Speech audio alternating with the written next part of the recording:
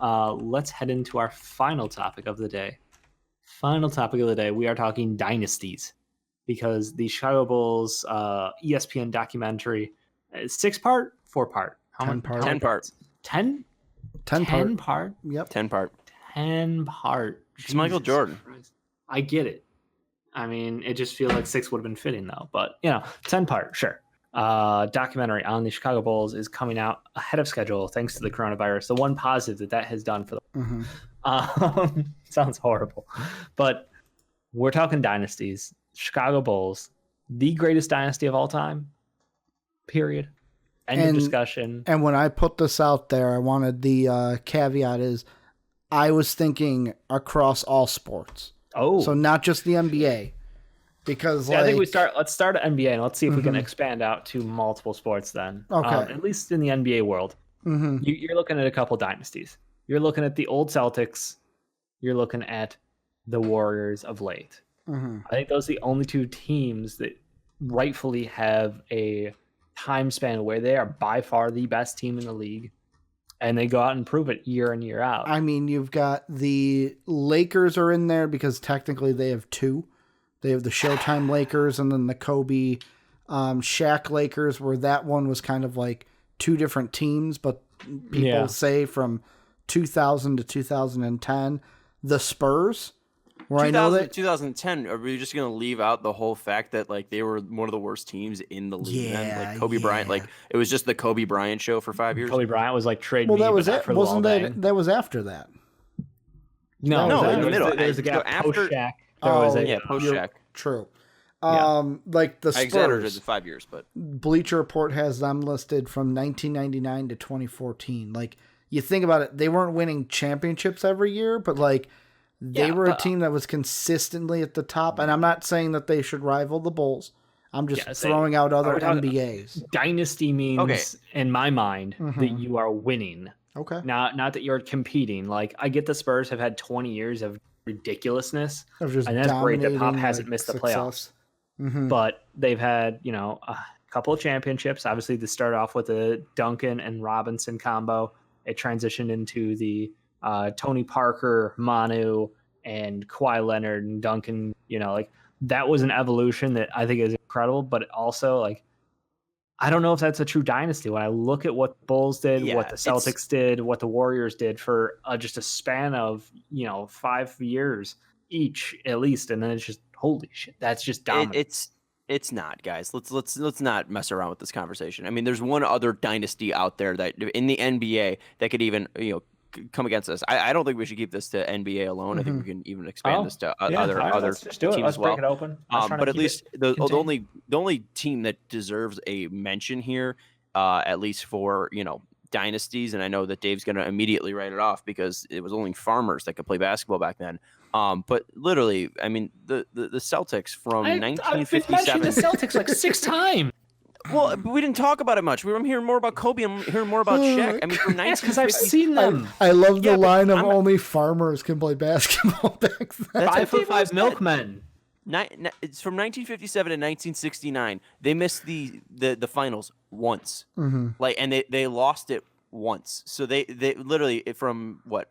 That's a 1, 2, 3, 4, 5, 6, 7, 8, 9, 10, 11 year. Wait, 1, 2, 3, 4, 5, 6, 7, 8, 9, 10, 11, 12, 13. 13 times. They won 11 titles in 13 years and then lost once and didn't make it another time. I mean, that's a dynasty right there. Like that's the only other team that we should be talking about here. Jimmy Pop. It shouldn't be Kobe and Shaq. Like that's the only other thing that can compete. But even then, there was like 8 teams back then. There wasn't the asterisk 20 plus, but the asterisk I think could be knocked out just because of the fact that they were doing it 11 times in 13 years. I would still say the Bulls just because if Jordan stays around for those 2 years, they win 8. Probably go 8 for 8. You mean if Jordan wasn't forced out of the league for gambling? If Jordan played those 2 years, I don't know if they go 8 also for 8. died. No, it was gambling. Yeah, it was gambling. I don't know if they go 8 for 8 because that'd be ridiculous. At some point they would get tired. No. Point. I'm saying okay. Of course, Bulls homer Ricky says that they will. No, but I'm just saying, Ricky, think about it logically. Yeah. They're going to the finals 8 straight years. Yeah. Is it possible? Yes, but is it doable? I wouldn't bet my money on it being they're going to win 8 straight titles, because that's literally never been done in any other sport. Yeah, but like and the only reason why I say like for sure they would do that is you look at what was it? I had my years wrong. I fucking typed in 1997. I meant to type in 1994.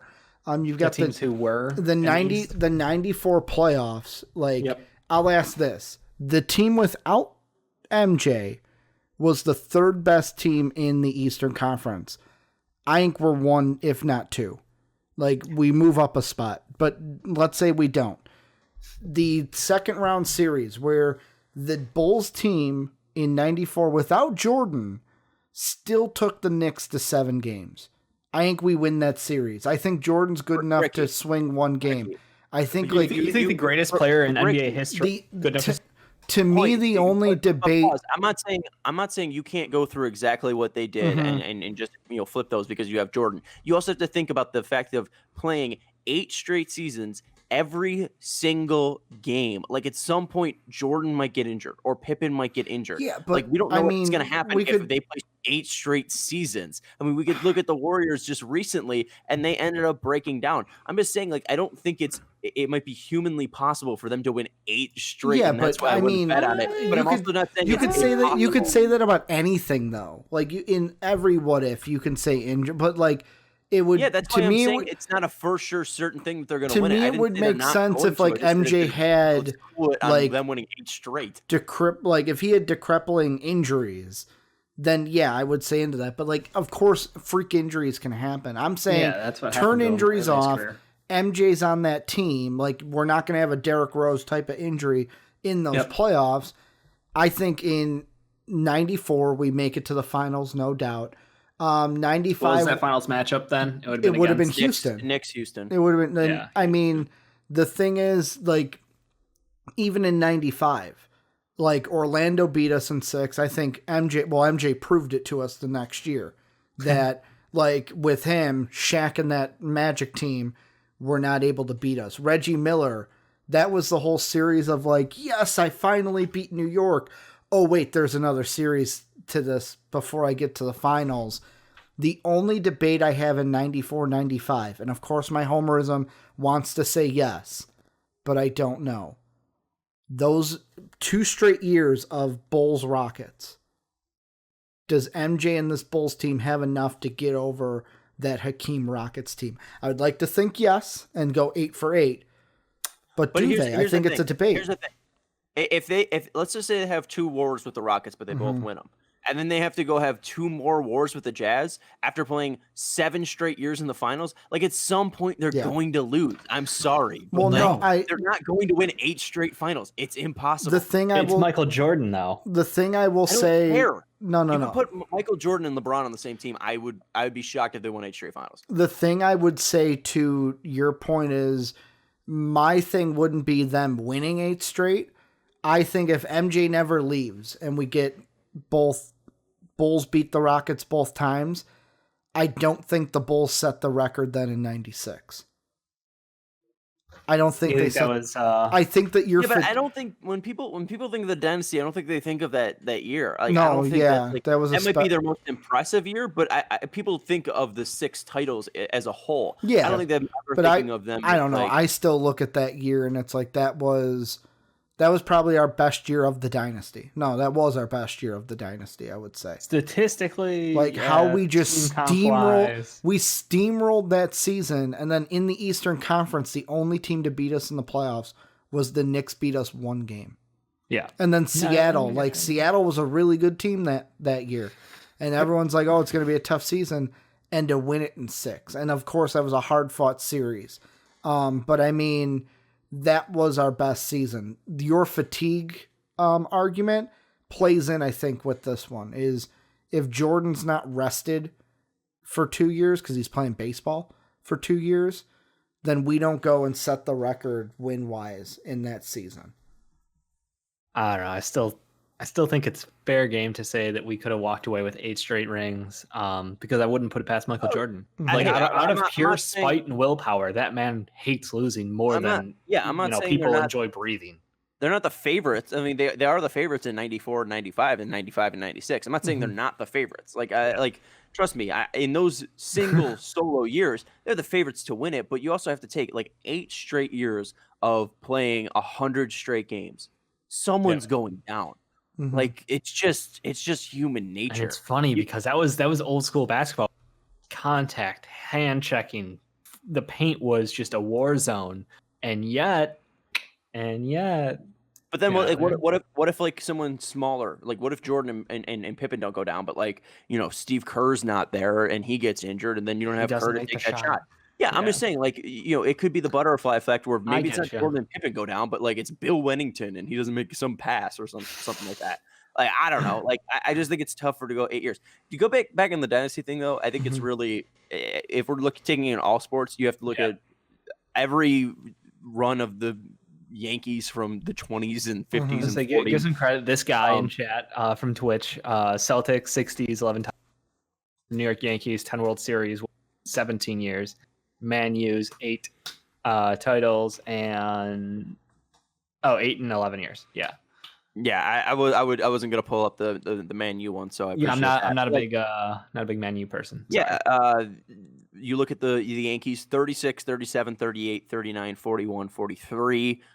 They had 49, 50, 51, 52, 53, 56, 58, 60, 61. And then you would also just look at the 90s dynasty too, 96, 98, 99, 2000. And they were even in the World Series in 2001. And then obviously as a Tom Brady guy, I have to throw out the Patriots. What they did twice, 3 straight Super Bowls and then 3 straight Super Bowls again, or 3 Super Bowls in the back half of Brady's career, the 3 in his start of his career, and then also I would throw in the some hockey ones as well. The Oilers with Gretzky, they won 4. Islanders won 4, and the Canadians are probably the Yankees of they are the Yankees of the NHL. Of the NHL, but they kind of have the Celtics thing where there was like 8 teams when they were really dominant, and they haven't won a title since 93. So, but yeah, I mean, they won 43, 45, 52, 55, 56, 57, 58, 59, 64, 65, 67, 68, 70, 72, 75, 76, 77, 78. Like, Jesus. The Canadians have a really good history, but yeah. I think that it's more impressive now. So the sooner you've done it, I think it's most impressive. So I would probably throw the Yankees from the 90s, the Bulls from the 90s, and then the Patriots from 2001 to 2004 to then 2014 to 2018, 2019. I 6 for 6 though. Like that's not losing a single. We're having the discussion. Who's the best dynasty? You have to say who the competition is. No, I get it. No, yeah. I completely understand. I think the coolest thing for the other dynasties is like you look at the pieces that stayed and you looked at like all the pieces that kind of rotated through. We talk about the Bulls being the same core of Pippen, Jordan, and then it was like you looked at, okay, we're gonna bounce between, we added in Rodman late, we added in Longley later, Kukoc. Horace Grant, like there's just Kurt, like the Ron Harper edition, like all the interesting pieces. And then Horace Grant left us to go play with Shaq in Miami. Yeah. Thought he was gonna be Batman Robin situation down there. Nope. But no, it's interesting because you have all of those moving pieces, and you look at a team like your Patriots, and it was 3 guys, Robert Kraft, Tom Brady, and Bill Belichick. Yeah. And then you could put anybody next to them. Like, I get it, their defenses were incredible, but those 3 guys found a way to have the most continued success over a long period of time. But I would make theirs akin to the Spurs. It was done with 2 different generations of players over a very long time span where they were just successful the entire way throughout. Like, they just didn't have a down year. Even when Tom Brady was hurt, didn't matter. Yeah, didn't matter. Matt Castle's gonna step in and get you. Yeah, as close to you. That's why I would separate the dynasties, because they weren't just like you could say the top level of the Kraft from it. The Kraft and Belichick and Brady dynasty, like that's 20 years right there. But with the Spurs, and I think it separates because you have to look at 2003 to 2007. That's their dynasty, right? That's their area where they were most powerful. Where the Patriots were most powerful twice in that 20-year span. Yeah, no, it's interesting as far as the not Lakers, Jesus, the Yankees are concerned. Like you mentioned, that late '90s team, early 2000s, like that was a fun group, but also I feel like it was just there was something special about like Mariano Rivera, Jeter, like see what I even think of in the '90s, and of course this is on the side of the dynasty that almost happened. Like they were a good team, but they didn't win as many championships as they should have. Yeah. The 90s Braves. Like, you look at them where it's like 91. They didn't win. That's the thing. Like, the almost dynasty I think of with them, where it's like they make the series in 91, they lose. They make the series in 92, but they lose to Toronto. 93, Bills of the early 93 they didn't, but they win in 95. 96, they go back to win it again, and that fucking Yankees dynasty starts up. The fucking Florida team that won the World Series 97. In 97. They ran into but that even then, team. like, they didn't put the Yankees then. Like that's the thing. Like if the Yankees won in 97, or at least made it in 97, and then won in 2001, I think they would be the team here. But they had that break in 97, and then that loss in 2001 that kind of killed them there. And I think it just comes down to 6 for 6. So it's tough not to say the Bulls. Yeah. I mean, that's at the end of the day, like it's the same argument. You know, LeBron. One guy won every single time he went to the finals, and Jordan didn't need a game 7. Jordan didn't need a game 7, and the other in LeBron James, well, an incredible athlete and basketball player, and the best player currently playing basketball.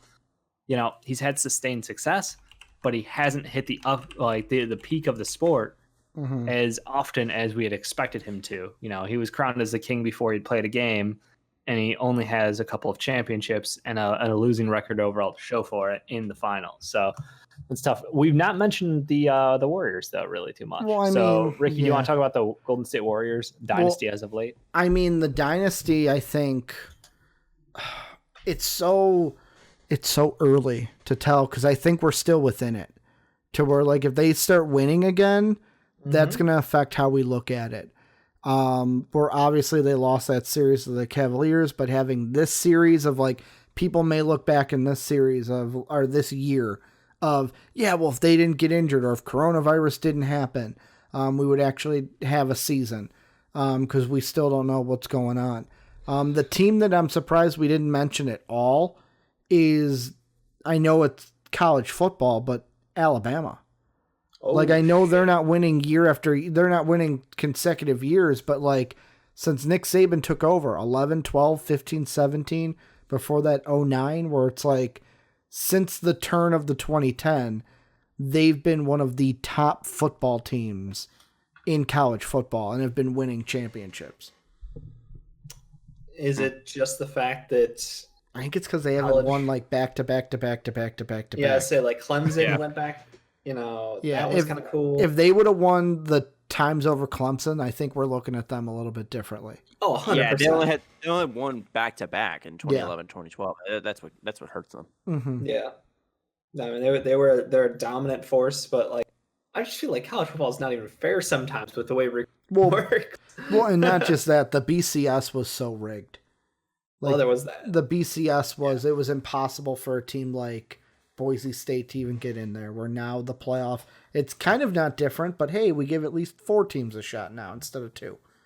Yeah. Also, if we're bringing in college, then you also have to then throw in John Wooden's teams of old. 67, 68, 69, 70, 71, 72, and 73. Yeah, they literally won the national title for 1, 2, 3, 4, 5, 6, 7 straight years. I would say because many thanks to Lou Alcindor and Bill Walton. Because this guy in Twitch chat said, but I guess they won't count as it's college basketball, so the players constantly change. I think that's more impressive.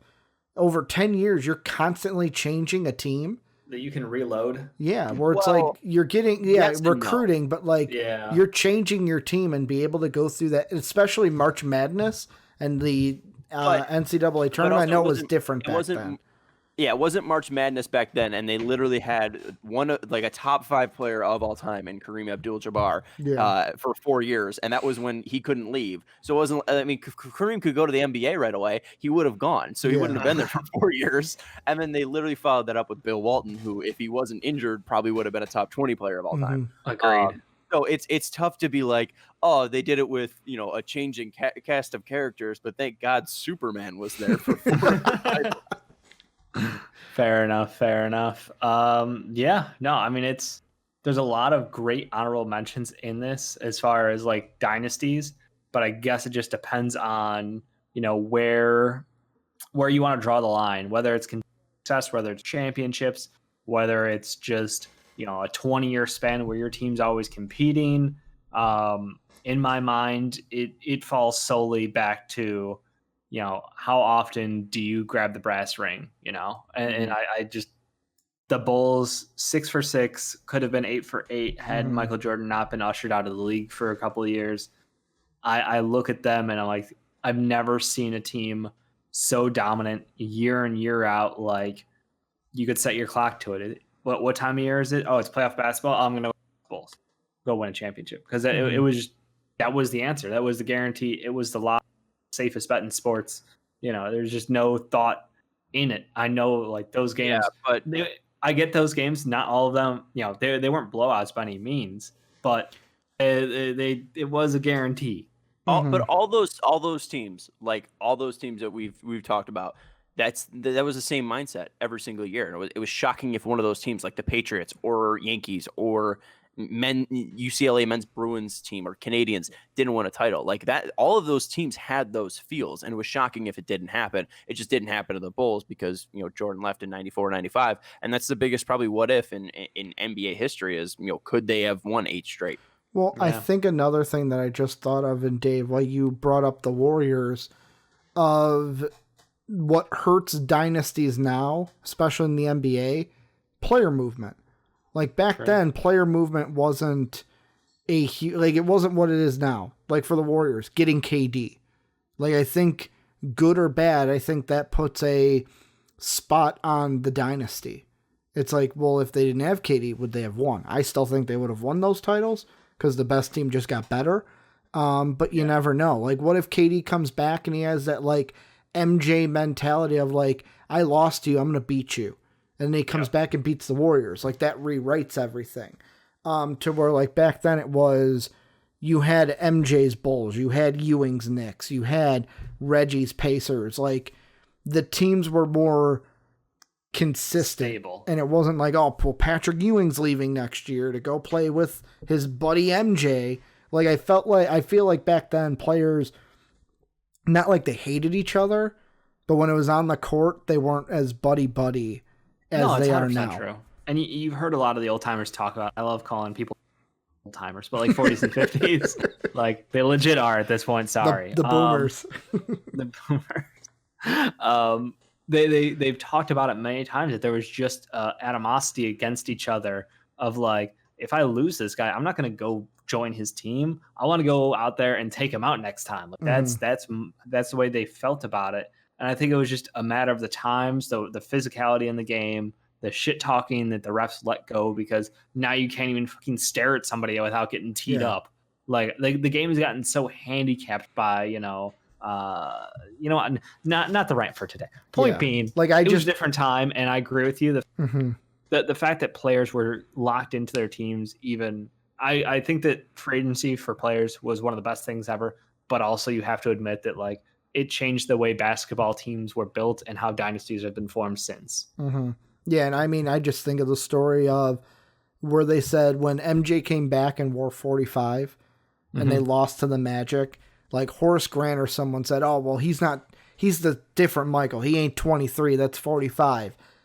Michael remembered that Nick shit. Anderson, wasn't it? No, it wasn't. Someone on the team said that, and Michael remembered it. I thought it was Horace that said it.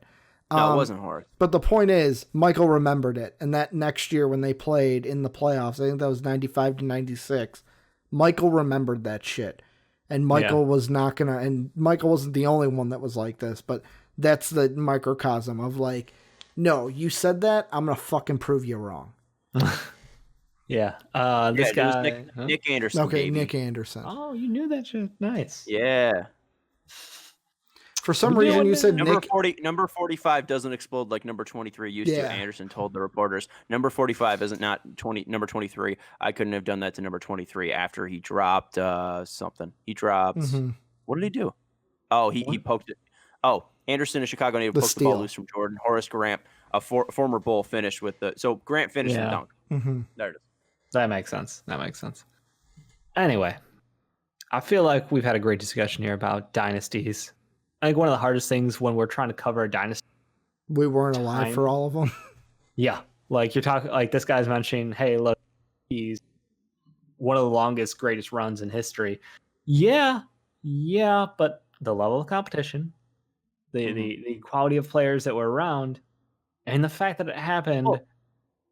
Go ahead. I was looking this up too, like the Yankees thing. Like there was a war, like in between there was World War II, and like Ted Williams didn't play, and the only player that was affected by them was Yogi Berra, but Yogi Berra was still in the minors when he was a vet. So like they have the 20s to the 60s, the 40-year run for the Yankees. Like it's impressive, but there was also like 8 teams they were playing against. Those 8 teams were hit by the war. Like it wasn't like what we have today, where it's all hyper focused towards just your sport. Yeah, that's why I'm like I discount, rightfully or wrongfully so. It's just I do write off a lot of the earlier achievements in the sports as it's an impressive feat nonetheless, but I don't hold it with the same weight that I hold modern standards by, because they're different quality of athlete, they're different rules in some cases. They're different, like the way teams are built and the level of competition is just at a different level. And dynasty is a different word than franchise. The Yankees probably are the greatest franchise. Them are the Canadians, at least if we're looking at titles. Like they're 100%. Probably one of the greatest franchises of all time, so without a doubt. But what's their best chunk? Like where were they unstoppable the most? And if you're saying from 1920 to 1967, like is it Murderers Row? Is it Yogi Berra and Mickey Mantle? And is it more of the DiMaggio days? Is it Babe Ruth and Lou Gehrig? Like where are you looking for in that thing? Because there's several chunks that you could take out and say that's their dynasty, because there was several years that they weren't a dynasty. You could look at the Patriots too. Like you had the Bruschi era, and then you also had the Brady era, and like that everyone looks at the defense from their first run. Well, then you could just look at the second run and there's Brady. I think it's a different word that we're playing there with. So I think that dynasty, if we're talking about who's the greatest dynasty of all time, it's the 90s Bulls. Yeah, I think I'm same conclusion. Shocker here. I'm just gonna say Ricky is too. Only the Bulls, woohoo! Only that Patriots season with Randy Moss hurt me, Sean. I know this is a aside here, and then it ended with Eli Manning. But what should have been was just the fact a season of perfection. That they should have done it the next year. Like we should have gotten one more shot of what was the Randy Moss and Tom Brady revenge tour like, and we didn't get it. That would have been disgusting. I know, and we didn't get it because I forgot his name. Thankfully, no, Bernard Powell. Bernard Powell's a scumbag. That's why. That's why I woke Dave Pollard. up. Bernard Pollard. That's it. Yeah. I woke Dave up. I remember your brother answered the door. I'm like, hey, is Dave home? Hey, come on in. You're walking fresh out of bed, no shirt on. Tom Brady's injured. I'm going to go to the bathroom. And you just made a left into the bathroom. Like Dave was done with this. I gotta. Dave's fantasy quarterback is done for the year. Yeah, no, that was something special. That could have been something entirely on a different level. But anyway, dive. Oh God, I hate watching it. Why did you rewatch that? Because I wanted to make sure it was Bernard Pollard, and then I did it, and it's. Hey, Tom Brady can bring a Super Bowl to Tampa, first time since 2002. If we're watching bad injuries, go and watch that Kevin Ware. Watching that live sucked. Johnny Knox, yo. Yeah, and Johnny Knox. God, that could be a segment in itself. Bad injuries we've seen in person. That seems like a Phil and Sean kind of deal. We'll see if we can do it better. Anyway, thank you guys so much for watching. Ryan, so much for your one's rough. Yeah, that one, like I felt gutted because which one did you say? Nothing. Shazier. Oh yeah. There's absolutely I was just like, oh, did I just see what I think I saw? Mm-hmm. Surprise hasn't happened yet on a NFL field, but hopefully it doesn't ever. Hey, Jamal see. Adams said that he wants to.